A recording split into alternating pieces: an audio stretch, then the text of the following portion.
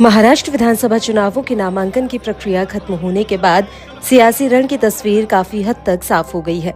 288 सदस्यों वाली विधानसभा की काफी सीटों पर शिवसेना और एनसीपी के दोनों खेमों में मुकाबला होगा। 2019 के बाद दोनों पार्टियों के टूटने से महाराष्ट्र में इस वक्त 6 पार्टियां हैं, लेकिन सभी की नजरें शिवसेना और एनसीपी के दोनों धड़ों पर लगी हैं। महाराष्ट्र की कुल 47 सीटों पर उद्धव ठाकरे की अगुवाई वाली शिवसेना यूबीटी और सीएम शिंदे की अगुवाई वाली शिवसेना के बीच मुकाबला होगा। इसमें 16 विधानसभा सीटें मुंबई की शामिल हैं। शिवसेना की तरह ही राष्ट्रवादी कांग्रेस पार्टी के दोनों धड़े यानी कि मुकाबला राज्य की 36 सीटों पर होगा।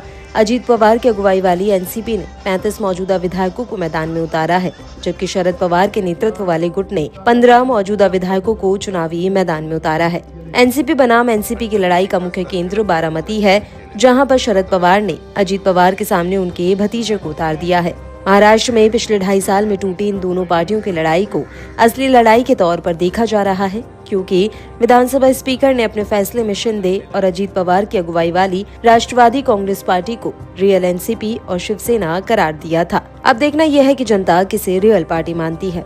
वहीं शिवसेना बनाम शिवसेना की टक्कर भले ही 47 सीटों पर होगी, लेकिन इसका मुख्य केंद्र वर्ली रहने की उम्मीद है। शिवसेना बनाम शिवसेना की लड़ाई में ये सीट सबसे ज्यादा हॉट मानी जा रही है। इसके अलावा मुंबई की माहिम में दोनों पार्टियां आमने सामने हैं। इतना ही नहीं, जोगेश्वरी पूर्व जैसी मुंबई की 16 सीटों पर दोनों धड़े भिड़ेंगे। महायुति गठबंधन में सीटों के बंटवारे में अजीत पवार के नेतृत्व वाली एनसीपी को केवल 53 सीटें मिली हैं, जबकि महाविकास अघाड़ी के नेतृत्व वाले विपक्षी गठबंधन में शरद पवार के नेतृत्व वाले गुट को 86 सीटें मिली हैं। महायुति में शामिल एकनाथ शिंदे की शिवसेना 80 सीटों पर लड़ रही है, जबकि एमवीए में शामिल उद्धव ठाकरे की शिवसेना राज्य की 96 सीटों पर चुनाव लड़ रही है। आपको बता दें कि महाराष्ट्र में 288 सीटों के लिए 20 नवंबर को वोट डाले जाएंगे। नतीजे 23 नवंबर को आएंगे।